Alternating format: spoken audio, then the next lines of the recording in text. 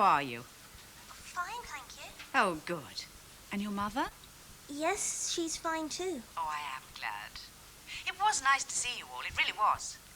Look, I was thinking, I'm going into Birmingham tomorrow, and it's only a little out of my way to pop in, just to see you. That'd be nice. Good. What sort of time? 7-ish? Yes, any time. I'll be here. Fine. Kevin all right? Yes, thank you. Will he be home? Tomorrow, I mean. Well, it's a bit difficult to say. He works long hours, but I could ask him. No, don't do that. Just us girls together, eh? It'd be much nicer. Well, I must dash. I've got a bath running. See you soon. Bye. There. How was that? Masterly, Sal. The only word. I shall be the soul of discretion. I know. Well, I think I'm going to have an early night. Will you be long? There's a film I want to watch. Oh, we'll use the spare room then. I'm going to take a couple of tablets. Want to get a good night's rest.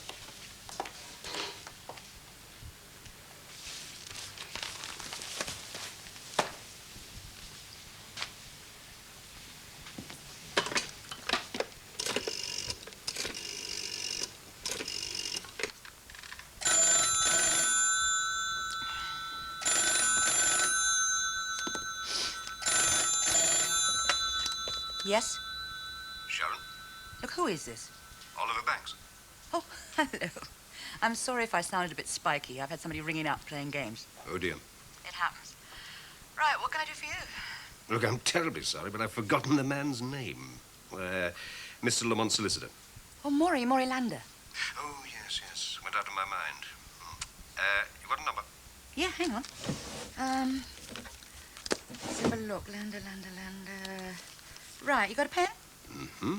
It's 021 236 9234. Right. What, has something happened? What? For you to want to get in touch?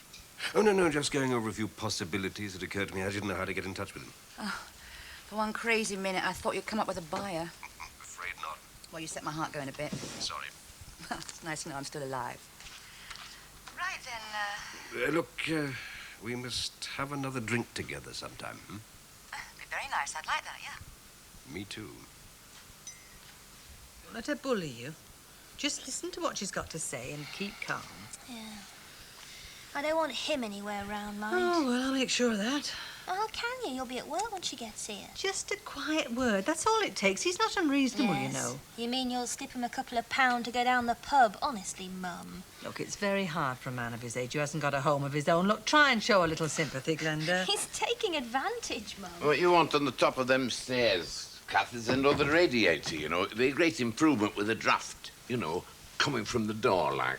Is that Dad's cardigan you're wearing? Yes, now then, Glenda, I said he could have one or two things if it fitted. Well, he's not having that. I gave it to Dad the Christmas before last. Well, it's not doing any good hanging up in the wardrobe, is it? I mean, if Wally can't find use for it, well, the Salvation Army would. Well, I wish they would. At least it might be appreciated there. He's not pinching my Dad's cardigan. Will you take it off now? Glenda. It's all right, Kath, it's all right. I quite understand. Here you are, love. I mean, if I'd known there were any special reason for me not having it, you know, I wouldn't have taken it at all. Come on, here, have it back. There you are. You see, your mother told me I could take anything I needed. What Mum does with the rest of Dad's things is her business. You know, I'll play straight with you, Kath. If I had my choice, I'd be out of here tomorrow for your sake. But to be truthful, I'm skint. I've no money and nowhere to go. Well, I wish I could help, Wally, but you know how I'm placed until everything's settled. And even then, I don't think I could manage to help you. I wouldn't accept a penny, Kath. Not a penny, right? And about that 500 quid I lent to Arthur, you can forget that. That's a thing of the past, right? Well, it's very good of you to see it like that. Well, it's the only way to look at it, and that's the way it'll be.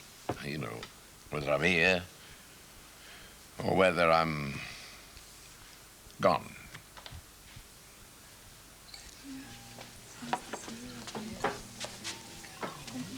What's this, J. Henry? Bibbing alone? I'm waiting for my wife. But now that you're here... Oh, no, I've got things to do. I mean, the hunters aren't on duty, only me. There's nothing only about you, Jill. Ever. Have a vodka and orange. Not really my tipple, but have a gin and tonic. All right. Mandy, gin and tonic, please. So, Jill, sorry, I wonder if I might speak with Mr. Pollard alone, eh? Oh, Don't yeah. go, Jill. What was it you wanted to speak to me about, Miss Metcalfe? Just a few questions about the garage and your plans for it. Well, I have no plans in my head this peaceful evening. Try David Hunter. I long ago concluded that Mr. Hunter knows, if anything, even less than I do about your intentions. Miss Metcalfe, I am waiting to take my wife out for an anniversary dinner, and more than that I shall not do tonight. I do have a private life, you know. But David Hunter is in his office. Good luck with him.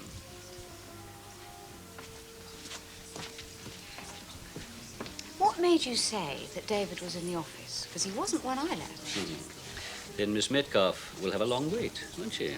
Want tea? Oh, thank you, Mandy. Cheers. Cheers. Oh. Sharon. Hello, David. What are you doing here? Waiting for you. Mr. Pollard said you were in your office, but you weren't. Hope you don't mind. I'm not on duty. David, do you know anything about Pollard's plans for the garage? The indications are that if he buys in, he'll want to pull it down and redevelop the site. Oh, he said that? Well, he never says exactly what he's going to do, does he? So that's just an uninformed guess on your part, yes? For your sake, I hope so. Would you like a drink? No. No, thank you. No. Oh, good night.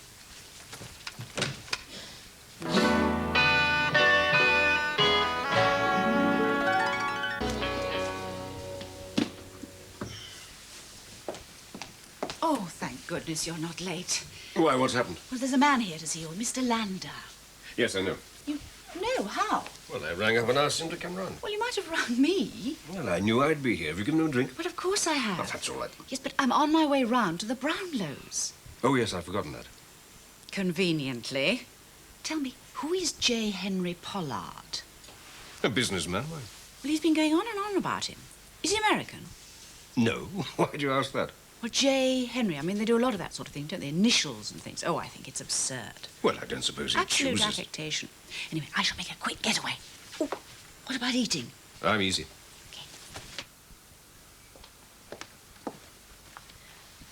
Ah, Mr. Lander. Sorry to keep you. Not at all, not at all.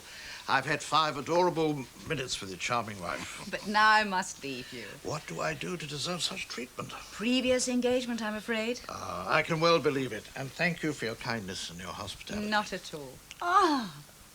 Well, I shan't be long, Oliver, but you never know. Sal. Be careful, won't you? Of course I will. I always am. Can I get you a freshener? No, really, I limit myself. Very wise. I thought it was a good idea for us to have this little informal preliminary chat about all this. Don't know whether I can come up with anything, but I'll put out a few feelers. And as you know, things aren't very bright financially at the moment, and, well, not wishing to put too fine a point on it, I don't want to sound too encouraging. I understand. The trouble is, Mr. Banks, we have only half a garage to sell. All of it now, a different matter. Quite. Still, you do have an offer from Mr. Pollard. Of sorts, but I desperately need a competitor if I'm to serve Reg Lamont's best interests. Is he likely to improve on his offer by much, do you think? Oh, I doubt it. For a man like him, this is pretty small fry, really. However, there must be a reason. He's very clever. Clever. He could plait sawdust. I did consider telling him I had another offer. But to a man like that, you can't take risks. And my client, you see, is in something of a dreadful situation. That's between the two of us. Of course. And Miss Metcalfe. Now, there's a lady. Pure gold. I've been over all her figures. A computer couldn't do better. And Mr. Pollard wants to get rid of her. Now, these big men, you know, they like to have their people around them, if you know what I mean. A mistake, nevertheless. If you find a lady like Miss Metcalfe, you count yourself a very lucky man, believe me. Bit of a lady muck, is she? Well, Do you want me out of the way? well, thing is, Aye, well, I mean, I think I've got enough here to make a pint last. It's no problem. she mightn't stay long. Is that hoping, is it? That's her. All right, do you want me out of the back door, then? Give over. Hello. Hello. Come in. Brr, it's going to be frosty. Yeah, well, so we can find something to warm you up. Thank you. This is Wally, my dad's cousin. I'll do. Oh, yes, Oliver was telling me. How are you? I can't complain. Bit parky out, I suppose. Chilling. It's about time I had my long johns on, don't you think? It's the right time for them. That's the way you feel it most, you know. Wally was just going, actually. That's right. Out to accept the challenge. The weather. No, dominoes. Yes, I'm going to try and earn myself half a pint. That's nice. Right. There's nothing like the snug in this weather, you know. Well, I'll love and leave you, as they say. Well, it's been very nice. Likewise. Want to sit down? Thank you. I think we've got some brandy. Oh, absolutely lovely. Oh, well, it's quite nice, your Wally. He's a pest. Oh? Oh, Mum's gone and lumbered herself. She's too kind-hearted, really. That's her trouble. Well, it must make things a bit awkward. Having him around. Wally, yeah. A bit pushed for room. Well, it's not that so much. And the arrangement itself has not been entirely satisfactory, has it? Arrangement? Well, living with in-laws. I mean, Kevin's in-laws. I mean, your mother and father. Oh, well, mother now. No, I know what you mean. Thank you. Nobody wants their own home more than us. Understandably. We want too much, really. That's our trouble. Question of priorities, though, don't you think? I suppose. Oh, yes. Nice home. Yes, it's what every young couple dream of. If you get that, then everything else follows. Like children. I thought so. I only That's what it's all about, is it? This little visit? My To dear. try and soft soap me? Oh, as if I would. Well, it's not going to work. Look, facts. That's all I want you to face is facts. I mean, can you imagine what it would be like trying to raise a family here? I don't have to imagine. It's the way I was brought up. Look, don't misunderstand me.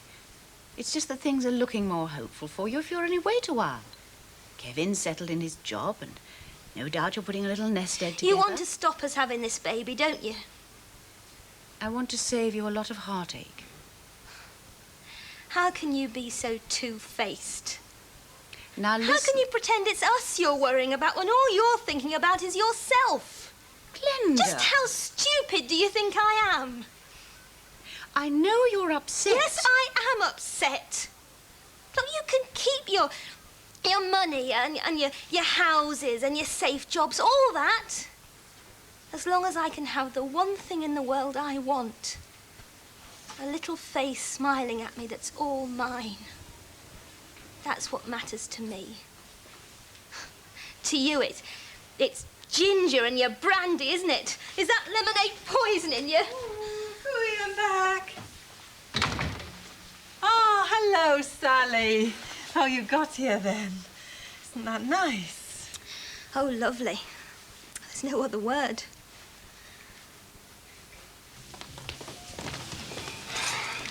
Good evening, Paul. Good evening. How is Paris? Wet. I was here. Wet. You look tired. Pleasantly so. Settle your personal business? Yes. You know, J. Henry was quite annoyed to find you'd taken a couple of days off without telling him. She wanted me. Oh, he noticed you weren't in the restaurant, I saw. You were able to give him the answer where I was. It was no secret, was it? I mentioned Paris. He wondered if you'd gone over there to fix up a job with his old business rival, Gaston Pérouse, in case you got thrown out here. Had he telephoned Monsieur Pérouse, he'd have found his suspicions confirmed. He did, and they were. Then we both know where we are, don't we? Clever Paul. As soon as Pérouse told J. Henry that he was happy to fix you up there, Well, J. Henry decided that he wanted to hang on to you here, which contractually it seems he can, if he so wishes. Yes, once J. Henry feels he's found a good punch ball, he likes to hang on to it. That has been my experience. Excuse me, Valerie. Good evening, Paul. Good evening. I just wondered if Miranda was back yet. Well, my impression is that she isn't. Why? Oh, it's just that the man's come from the car hire firm to collect the car she hired. Would you like to wait in the bar? I'll send Miss Pollard as soon as she arrives. Through there. Thank you. Drink, Paul? Thanks, but I'm really wet. Bumpy flight? Both ways. I may please. Paul, Ross is back. Is he? Must have had a heavy couple of days. All he seems to have the strength to talk about is the weather. I mean, imagine going all the way to Paris and all he noticed was how wet it was. Odd. I read in my Sunday newspaper that our wet weather had completely missed the continent. So you think perhaps he didn't go there? Who knows? Who cares? Well, Valerie Pollard does. I think it's crossed her mind that she thinks that Paul took Miranda there. Careful, Jill. Gossip makes women old before their time. I wouldn't have mentioned it if I thought there was anything in it. I mean, even Valerie knows that there isn't now. You're not being very clear, Jill. Well, it's obvious that Paul did all his travelling by air, whereas Miranda has done it by hire car. Anyway, Paul is back, and Miranda isn't, yet. Hello, Mummy. I say, I like that. Thanks. Have you seen a car hire man anywhere in here? Might be that. Ah. Oh, sorry I'm late. Slushy roads. The car's outside by the main entrance. There are the keys. Cute. Now, I sign out, and then it goes on my account. You know the arrangement, don't you? That's right, miss, yeah. I don't know about the mileage. It'll be on the mileometer, I suppose. Don't worry, miss, I'll Thank fill you. it in. Thank you. Here you are, darling. There's a drink for you. Look as if you could do with one. Thanks. Well, I do like that. Rotten driving weather, wasn't it? Did you do many? Many what? Miles, darling, miles. Nothing that'll break the bank. Is Daddy about? About what? About to take you to dinner. Because if so, I'll whiz this down, change, and join you. Good. I'll see you in a minute.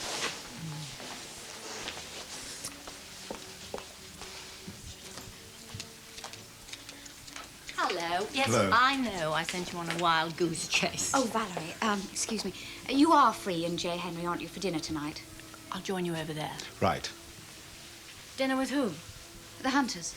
Oh, darling, I'm sorry, but the Pollards are celebrating privately and exclusively, but they would be enchanted to have dinner with the Hunters on a future occasion. Right.